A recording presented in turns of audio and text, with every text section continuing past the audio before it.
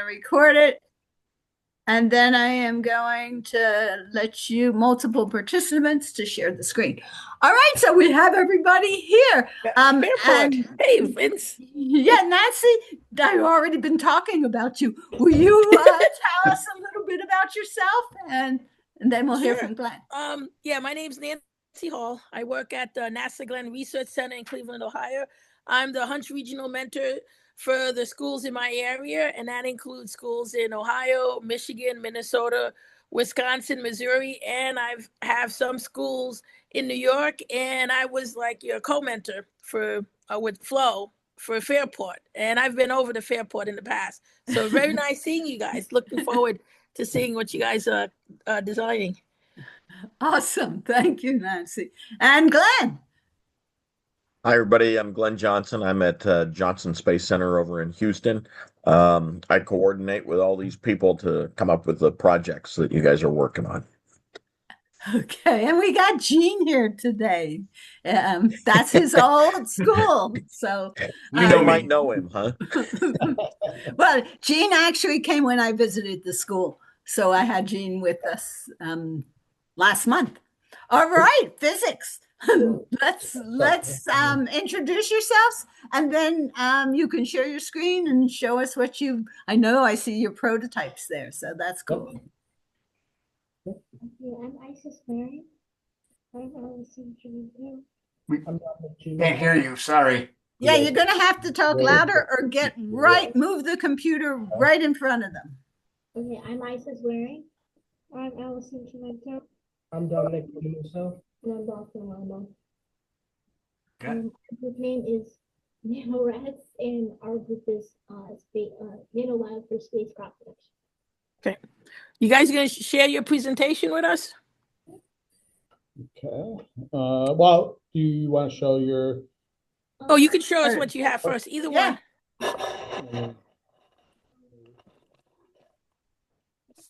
Nice. 3D printed. The 3D printed. We just have the 3D printed version of the Nanolab, which we were sent, and then this is just like supposed to show the system inside the Nanolab. It's just like a trashy version of the Nanolab. Yeah. Well, it's nice. Yeah. Well, doing a prototype. Trash. Yeah. Yeah, and that's actually a very good way to start. So I would not call it a trashy. It's actually very useful because it gives you an idea of size and where everything goes. So I'm very glad to see you did a prototype out of cardboard first. You want to show them how it works? What does it do? It doesn't exactly do anything, but it just like demonstrates where everything is supposed to be, which will make more sense when you get to the presentation. Okay. All right. Share your presentation. What does your syringe do? How do you expect to use that? So this syringe pump, it's a syringe. Well, it's a syringe, but it's intended to represent a syringe pump.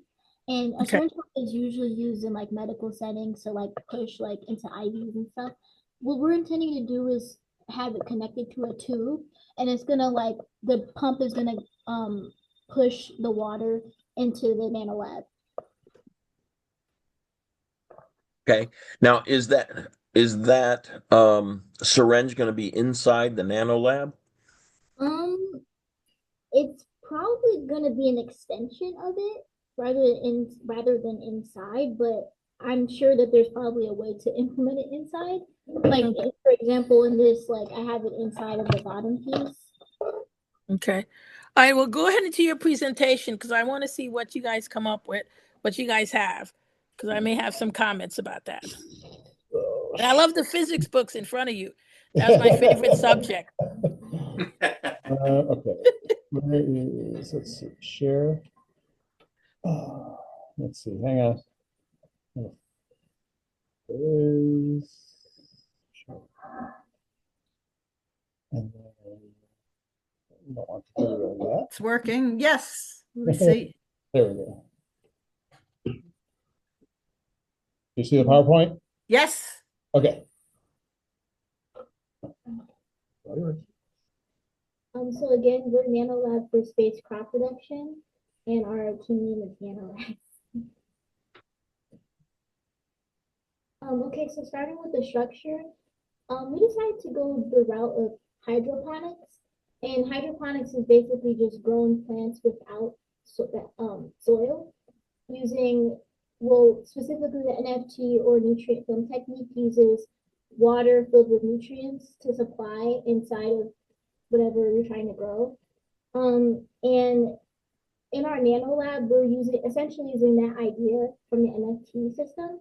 And it's kind of like what I showed you with the tubes connected to the syringe pump, how it's supposed to pump the water with the nutrients inside, or potentially a separate tube connected to the same syringe pump for the nutrients separately. And to the right, we have like a picture of those like little cardboard walls, which we'll get into more details too. So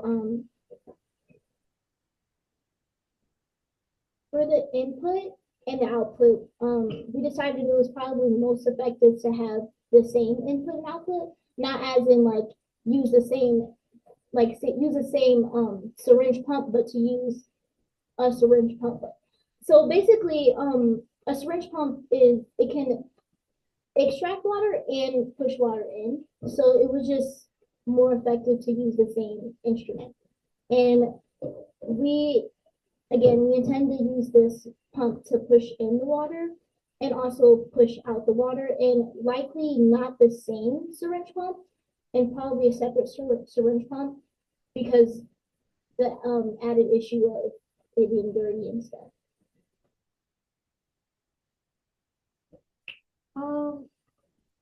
So instead of soil, we're gonna use some substrates like humus, growstone, and clay.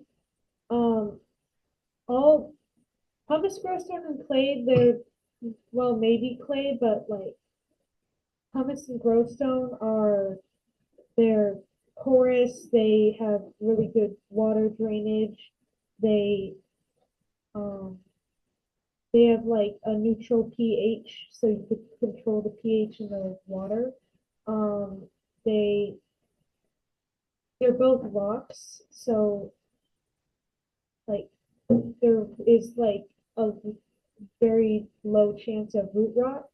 Um, and yeah. Um, some downsides is that like growstone, it's like it can grip the roots and damage them. So like maybe that we should like find a different option. We didn't decide to do perlite or rock wool because rock wool it needs gravity to be drained out, and perlite it's very similar to pumice, but it has this dust that can damage your lungs. And clay, I don't know about the clay because it drains really, really well, but it doesn't hold on to any water. It just drains it like very, very quickly.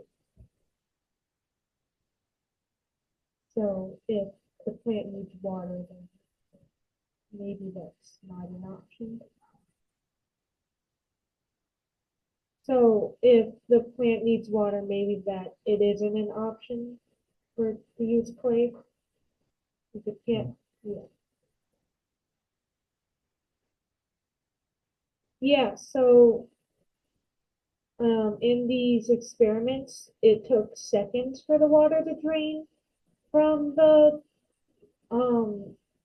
clay, then the perlite it took minutes. So maybe that it isn't an option because it doesn't hold on to any of the water for the plant. And just for clarity, during the experiments, well, the perlite experiments, we only use perlite because of its similar qualities to pumice, but what astronauts should actually use is pumice.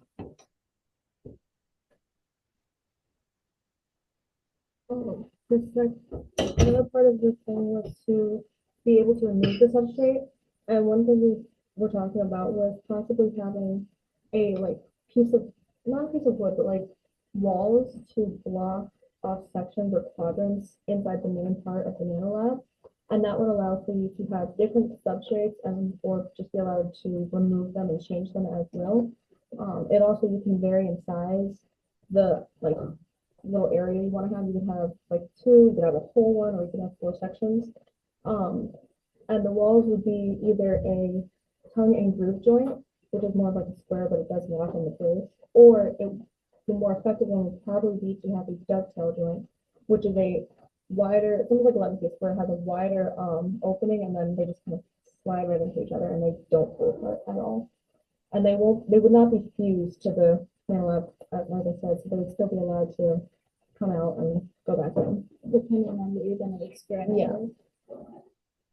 Guys, can you speak a little bit closer to the microphone? I'm really missing a lot of what you're saying.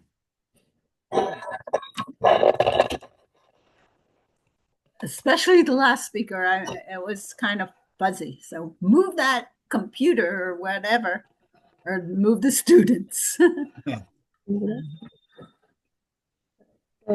Just to recap on what I said was for the second, another part of it would be to have different walls, and the walls in the middle allow for you to remove the substrates or change them, and they would be they would have dovetailed, they would either have a dovetail joint or a tongue and groove joint to help it lock into place. But you can also take them out and have different size quadrants. You could either have 4, or you could have 2, or you could just have the whole opening of the body of the Nanolab, and that would just, like I said, allow you to change out substrates and or just put in different ones if you wanted.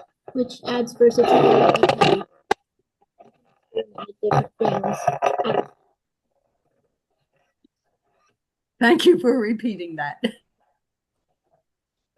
Another thing we talked earlier about the nutrients and water would be to have a nutrients mixture that would go into the water, and it would use a similar pump as to what ICES had for the water, but it would be on a smaller scale so that you got the correct mixture of the two. It's not technically a requirement, but it is a little added bonus that would be really nice to have in the Nanolab, because the substrates we've used don't have any nutritional properties at all, the nutritional value whatsoever. And again, how it would kind of be structured that 31. So every time you move that computer, it's making a loud noise and making it hard for us to hear. Yeah. Okay. So for the input syringe pump, to add on to that, the structure for the tubes to go into the Nanolab, they're kind of like, think of a squid. It's kind of weird, but think of a squid, and there'd be multiple tubes connecting to each tube, or inside the Nanolab, and a separate tube for the nutrients to go in.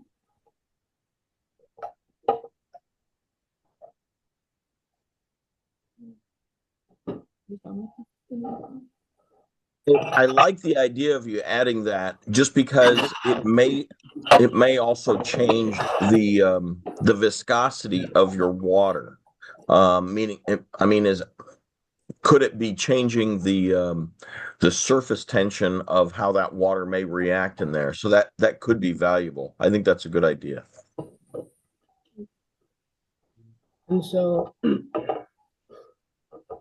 this here is the Raspberry Pi that will be put, this here is the Raspberry Pi that will be put into the Nanolab and will do a lot of its functions. One of the things that I have coded onto here is a program to monitor the pH level of the substrate, so that we can keep it at the ideal pH levels for the plants that we are growing. And we have a video demonstrating that system. Yeah. Okay.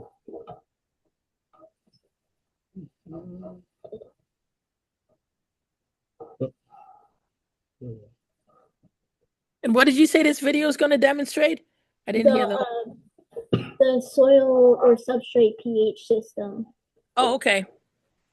Goes too high, let's say too alkaline, and then if it goes too low, let's say too acidic. you can change the ranges in the code depending on, what kind of crops we'll be growing. So basically everything about it can be tweaked. If you don't want it to be green, you want it to be gray or white, you can go ahead and change that. So what's this?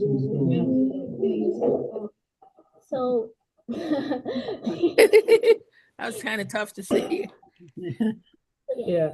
So, what it does is that it'll take the data given from the pH monitor and it will display it on a screen. And depending on what number is given, it'll say if it's either, the right level of acidity, or if it's too acidic or too alkaline. So your barcode is what's telling you the acidity? Is that what you're saying? Yeah, there's a bar, and then it also shows the actual number right above the bar. It's kind of hard to see. The quality is not very good. But yeah, and then it will also say whether that's too acidic, just right, or too alkaline. So yeah. It's a very simple layout, so it's very easy to read quickly.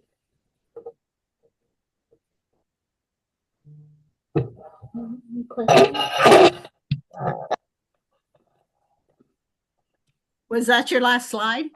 Yes. Say it louder. Okay. Any questions? Awesome. All right. Yeah. So stop sharing your slides so we can see you. And you did show us something that I don't think we saw. Yeah, the Raspberry Pi. Somebody was showing that. Oh yeah. You can stop sharing. That way we could see you guys. Where is it? Oh, there it is. Sorry. I was trying to find a button. Yeah. So yeah, the Raspberry Pi. So this is the Raspberry Pi. It's Okay. very small, so it's able to be put into a lot of small machines. And there has a lot of different types of connection points on here for different types of wires or gauges or other connectors to either have input put into it or have the Raspberry Pi tell something else to do something. Okay. All the code would be put on this, and yeah, I could run the Nanolab. So where were you thinking of installing that in relations to the other items in the Nanolab? Do you have a drawing or do you have an idea of where that would go in the Nanolab with your other items? Probably the top. Because a lot of this stuff with the syringe pump is happening near the bottom. Okay. So likely the top. With the syringe pump, I was kind of in a dilemma of whether it should be like out of the Nanolab or in. Well, I can answer that question. The Nanolab is self-contained. Everything has to be inside because the Nanolab and all your experiments, everything is in there.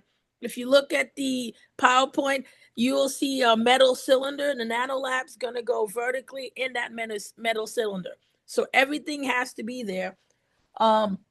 I'm glad the Raspberry Pi has lots of connections because I didn't hear what you guys are doing from the standpoint of sensors or if you have a camera. But if you're going to have that, you're going to need to have lighting. So everything needs to be inside the Nanolab. Okay. And then with regards to the substrate, I like the idea that you have to put the divider in, but the key thing is we're only requiring you to do testing on one substrate. You don't need 4, but if you're able to do it, that's fine. But the key part is to see how the water moves from the reservoir to the substrate. So if you need room for the syringe, I would say use part of the room that you were going to use because it looked like you were thinking of having 4 different areas. You now can use some of that room for the syringe instead of using it all for the substrate or the the material you're going to put in there. So I think that should help you guys out. So Nancy, is the key part moving the water from the syringe to the substrate and then also from the substrate out of the substrate, the water? Or is We it, just want we want to see the water moving either one, in or out. That's the key thing. We okay, want them to be able to have that water motion in microgravity, because that's the biggest issue. Is a lot of times when you're in space, when they water the plants or water the food or the vegetables, the liquid stays there, and we need to have a way for that liquid to move out. That's So a whether you choose to have it out of the substrate or add it in, we want to see that motion. that's a benefit of the syringe pump because if you have enough force, it can like keep that stream of water going in Okay. micro. Yep. yep, And then that's important actually to prevent root rot. Yeah. yeah, and then you mentioned something about I don't know if it was Raspberry Pi, about it being able to collect data or store data displayed on a screen. That's my note. Displaying on a screen is fine, but you need to make sure you can collect that data while it's dropping. So you need some sort of mechanism, either an SD card or something where you're going to record it while it's dropping, because you're not going to have a screen when it's enclosed and everything. Right. Okay. Yeah, ours has a micro SD port, Okay, perfect. And that should work. and we have the camera. We just haven't. We have a camera, and we just haven't got everything out to Okay. put it in. Yeah, Yeah. and that's where that cardboard layout comes in good, because you can try and see where everything will fit in there. And it's easier to move things around on cardboard than the internal structure, than making all that change on the 3D. But you have the outer container, so that's good. And then the inside you can always modify. Yeah. Nancy, can I add to that or what you're saying? Yep, go ahead. Okay, because I've been with you guys before, and I've been with students that are going through this. Right now, the key takeaway your group needs to have about this is that you need to data collect. Here's the thing: the data collection really needs, a lot of it needs to be image, and images take a lot of time to take, store, and then retake. And so you need to go through with your Arduino and see how fast you can get images and how many you can get per second. 5 seconds is not a lot of time. In that 5 seconds, you need a lot of images. So you need to test this out. And so therefore, I would say that you need to have a timeline for your group of when can I have this ready? And December 1st is like around the corner, and that should be the latest you're doing this. So you really need to spend some time getting that data collection ability up to par. The rest of it looks good. You got a great idea and all that, but the data collection is key to this project. And that is where problems are going to arise. Plan on it. Okay? Yeah, that's really good advice. And so what I'm thinking that you have actually 3 syringes, right? One for the nutrient, which I really like. Glenn really liked that idea too, because that does change how the liquid is going to flow through your growth media. Make sure that your water being sent to the media, make sure it's a color that you can see. So we're talking how important this imaging is. Well, make sure you can see that water. So color it in some way in contrast to whatever your surrounding is. Does that make sense? And then your third syringe is the one that takes the water out. And actually, if you can do all 3, that's great. If you can't, then just pick one system, either the water going in, or I would think the water coming out would be just as important as the water going in, but I like that you were already thinking about root rot and thinking about the air also being in the system. So what questions do you have for us? Does have any questions? So unfortunately, our day that was our final bell. They just heard that. these guys gotta go catch the bus, but Yeah. Well, but if you have questions, we're always here to answer your we'll send questions. emails, yes. Yeah. But thank you so much. You're on good track. So keep up the work. And I love the cardboard. Yeah, very nice. Very, very cool. Yeah. Have a good afternoon. Bye. Bye-bye. Bye. Bye. Bye. Bye. Thank you. Donna. Hey, Donna. Well, thank you guys. Oh, I'm way up.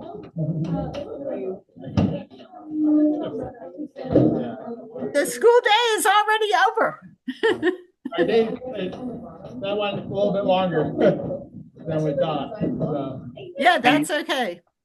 And next year their times are changing, so they'll be actually going later. Oh, will you? Yeah, and actually, we're thinking about putting the lab during the day. Cool. Oh, that would be good. Instead of after school, we ended up so late. Yeah. We done to 3:40. So 3:40 Eastern, which would be better for you, right? yeah. Yeah, it's only 12 to 11 here. It's just lunchtime, actually.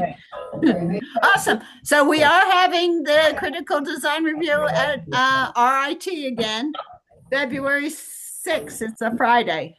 Okay. And they're right on board as usual. So that's really cool. Okay. That's good. That's good. Yep. We have all those dates on the board ready to go. Okay. Okay, Cool. Good. All right. Thank you so much. Bye. On the 2nd of December. That's when we're up next. Okay. And what's that? The jumping robot? Robot. Yes. All right. So that one I have every 15 minutes for hours. It's the whole day. Oh, yeah, I see that one. Oh, that's crazy. Because every school did the jumping robot. Okay. Oh, great. Of course they did. I just don't see how 5 seconds of microgravity is going to do it. Gene, you got to start buying those lottery tickets. We got to get this on the zero G flight. It's going to work much better. Yeah. Or two of some like zero. I don't know if you've been to the website, but they're on pause right now. So Today. yes. Never mind. Save your money, Gene. Well, and you can test it right in your school.